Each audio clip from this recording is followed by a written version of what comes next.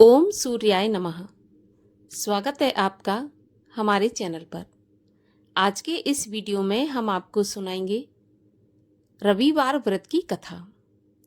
रविवार का व्रत करने से मान सम्मान, पद प्रतिष्ठा, संतान, धन, संपदा सभी प्रकार के सुख एवं ऐश्वर्य की प्राप्ति होती है। यदि आपकी कुंडली में सूर्य की स्थिति कमजोर है, अगर आपको ऐसा लगता है कि आपके सब कुछ अच्छा करने के बाद भी आपको ना तो कहीं पर सम्मान मिलता है, ना आपकी कोई भी प्रतिष्ठा है, तो निश्चय रूप से आपकी कुंडली में सूर्य कमजोर है। सूर्य को मजबूत करने के लिए प्रत्येक रविवार को आपको सूर्य को अर्घ्य देना चाहिए और प्रत्येक रविवार को सूर्य भगवान की अर्थात रविवार के व्रत की कथा भी पढ़ना चाहिए। इसके अलावा रविवार के दिन नमक का सेवन भी नहीं किया जाना चाहिए। नमक का सेवन करने से भी सूर्य कुंडली में कमजोर होते हैं। तो आज के वीडियो में हम आपको रविवार व्रत की कथा सुनाएंगे। इसके अलावा हमारे चैनल पर सभी प्रकार की व्रत कथाएं और महात्म सुनाए जाते हैं। तो हमारे चैनल पर कथा सुनने के लिए और महात्म सुनने के लिए केवल आपको चैनल को सब्सक्राइब करके रखना है, बेल आइकन पर प्रेस करना है। आज की कथा अच्छी लगे तो लाइक करना है और शेयर करना है। तो चलिए अब हम सुनते हैं रविवार व्रत की कथा। सबसे पहले हम रविवार के व्रत की विधि जान लेते हैं। रविवार के व्रत में प्रातःकाल स्नान आदि से निवृत्त होकर लाल रंग के वस्त्र धारण करें, शांत चित्त होकर परमात्मा का ध्यान करें। रविवार के व्रत में एक समय ही भोजन किया जाना चाहिए। भोजन तथा फलाहार सूर्य के प्रकाश रहते अर्थात जब तक सूर्य अस्त नहीं होता तभी कर लेना चाहिए। अगर आपके भूखे रहते सूर्य अस्त हो गए, निराहार रहते हुए सूर्य अस्त हो गए, तो फिर आपको दूसरे दिन सूर्य उदय के बाद सूर्य को अर्घ्य देने के बाद ही भोजन करना चाहिए। व्रत के अंत में कथा सुननी चाहिए। व्रत के दिन आपको नमकीन या तेल युक्त भोजन बिल्कुल ग्रहण नहीं करना चाहिए और इस व्रत के करने से आपको मिलेगा मान सम्मान, शत्रुओं का क्षय। अगर आपको किसी भी प्रकार की शारीरिक पीड़ा है तो उससे भी आपको मुक्ति मिलेगी। कथा के अनुसार एक बुढ़िया माई थी। उसका एक नियम था, वह प्रत्येक रविवार को सवेरे ही स्नान आदि करके घर को गोबर से लीपकर फिर भोजन तैयार करके भगवान को भोग लगाकर तब स्वयं भोजन करती थी। श्री हरि की कृपा से उसका घर अनेक प्रकार के धन धान्य से भरा हुआ था। घर में किसी प्रकार का विघ्न या दुख नहीं था। सब प्रकार से घर में आनंद रहता था।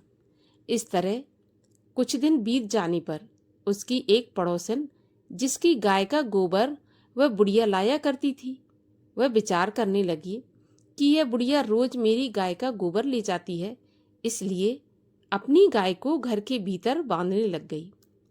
बुढ़िया को गोबर न मिलने से रविवार के दिन अपने घर को लीप नहीं सकी, इसलिए उसने न तो भोजन बनाया, न भगवान को भोग लगाया और स्वयं भी उसने भोजन नहीं किया। इस प्रकार उसने निराहार व्रत किया। अब रात्रि हो गई और वह भूखी ही सो गई। रात्रि में भगवान ने उसे स्वप्न दिया और भोजन न बनाने तथा भोग न लगाने का कारण पूछा। तो बुढ़िया ने गोबर न मिलने का कारण बताया। तब भगवान ने कहा कि माता, हम तुमको एक ऐसी गाय देंगे जो सभी इच्छाएं पूर्ण करती है, क्योंकि तुम हमेशा रविवार को गाय के गोबर से लीपकर भोजन बनाकर मेरा भोग लगाकर खुद भोजन करती हो। इससे मैं बहुत प्रसन्न हूँ। मैं निर्धन को धन और बांझ स्त्रियों को पुत्र देकर उनके दुखों को दूर करता हूँ और अंत समय में मोक्ष प्रदान करता हूँ। स्वप्न में ऐसा वरदान देकर भगवान अंतर्ध्यान हो गए। जब बुढ़िया की आंख खुली तो वह देखती है कि आंगन में एक सुंदर सी गाय और बछड़ा बंधा हुआ है। वह गाय और बछड़े को देखकर बहुत प्रसन्न हुई और उसको घर के बाहर बांध दिया और वहीं पर खाने को चारा डाल दिया। जब उसकी पड़ोसन बुढ़िया ने घर के बाहर एक अति सुंदर गाय और बछड़े को बंधा देखा तो द्वेष के कारण उसका हृदय जल उठा और उसने देखा कि गाय ने तो सोने का गोबर दिया है। तो उसने अपनी गाय का गोबर बुढ़िया के यहाँ पर रख दिया और बुढ़िया की गाय का सोने का गोबर उठाकर अपने घर ले गई। अब वह रोजाना ऐसा ही करने लगी और सीधी सादी बुढ़िया को इसकी कोई खबर भी नहीं होने दी। तब सर्वव्यापी भगवान ने सोचा कि चालाक पड़ोसन के कर्म से बुढ़िया ठगी जा रही है। तो भगवान ने संध्या के समय अपनी माया से बड़े जोर की आंधी चला दी। बुढ़िया ने आंधी के डर के कारण अपनी गाय को घर के भीतर बांध लिया। प्रातःकाल जब बुढ़िया ने देखा कि गाय ने तो सोने का गोबर दिया है तो उसके आश्चर्य की सीमा नहीं रही और वह प्रतिदिन अपनी गाय को घर के भीतर ही बांधने लगी। उधर पड़ोसन ने देखा कि बुढ़िया गाय को घर के भीतर बांधने लगी और उसका सोने का गोबर उठाने का दांव अब नहीं चल पा रहा, तो वह ईर्ष्या और डाह में जलने लगी और कुछ उपाय नहीं सूझा तो उसने उस देश के राजा की सभा में जाकर कहा, महाराज, मेरे पड़ोस में एक बुढ़िया के पास ऐसी गाय है जो रोजाना सोने का गोबर देती है। आप उस सोने से प्रजा का पालन करिए। वह बुढ़िया भला इतने सोने का क्या करेगी? राजा ने जब यह बात सुनी तो अपने दूतों को बुढ़िया के घर से गाय लाने की आज्ञा दे दी। वृद्धा प्रातः ईश्वर का भोग लगाकर भोजन ग्रहण करने ही जा रही थी कि राजा के कर्मचारी गाय खोलकर ले गए। बुढ़िया काफी रोई चिल्लाई, परंतु कर्मचारियों के सामने कोई क्या करता। उस दिन बुढ़िया गाय के वियोग में भोजन नहीं कर सकी और रात भर रो रो कर ईश्वर से गाय को दोबारा पाने के लिए प्रार्थना करती रही। उधर राजा गाय को देखकर बहुत प्रसन्न हुआ, लेकिन सुबह जैसे ही वह जगा तो सारा महल गोबर से भरा दिखाई देने लगा। राजा यह देखकर घबरा गया। भगवान ने रात्रि में राजा को स्वप्न में कहा, हे राजा, गाय उस बुढ़िया को लौटाने में ही तेरा भला है। उसके रविवार के व्रत से प्रसन्न होकर मैंने उसे गाय दी थी। प्रातः होते ही राजा ने बुढ़िया को बुलाकर बहुत से धन के साथ साथ सम्मान सहित गाय बछड़ा लौटा दिया।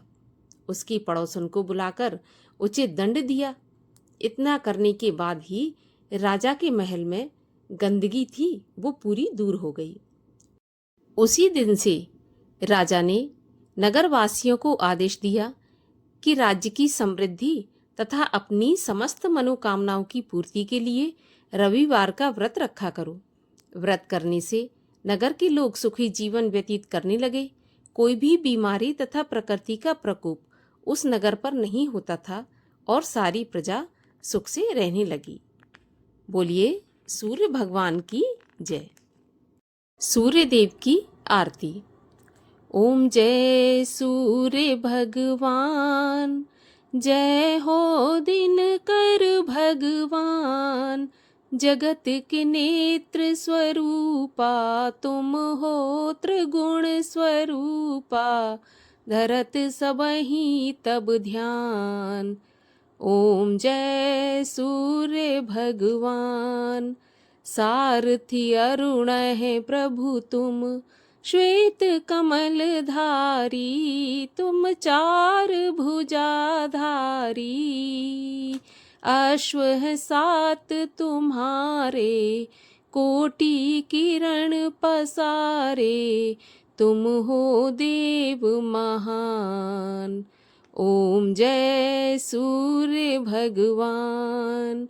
उषा काल में जब तुम उदयाचल आते, सब तब दर्शन पाते। फैलाते उजियारा, जागता तब जग सारा, करे सब तब गुणगान।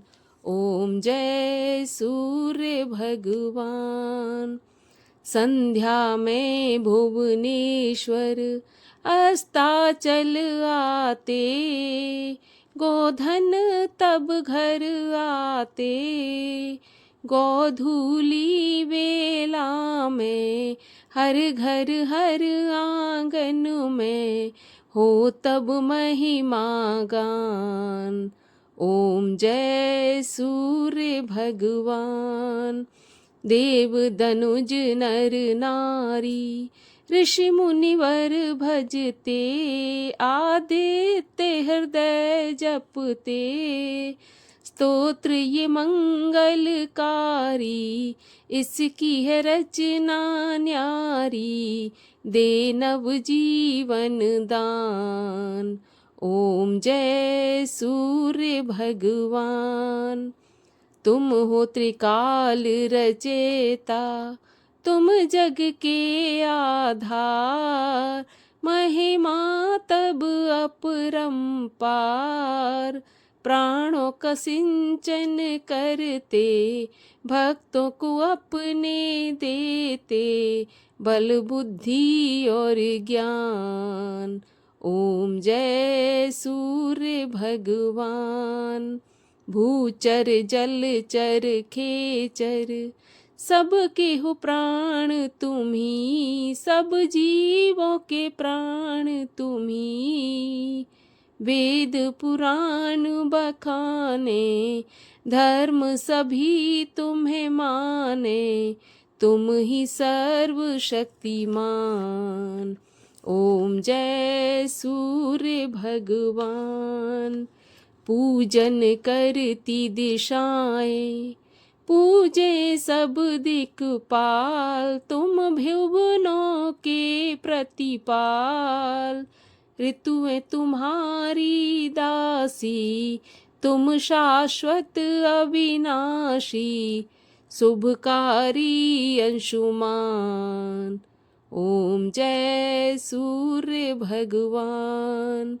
बोलिए सूर्य भगवान की जय, आदित्य भगवान की जय।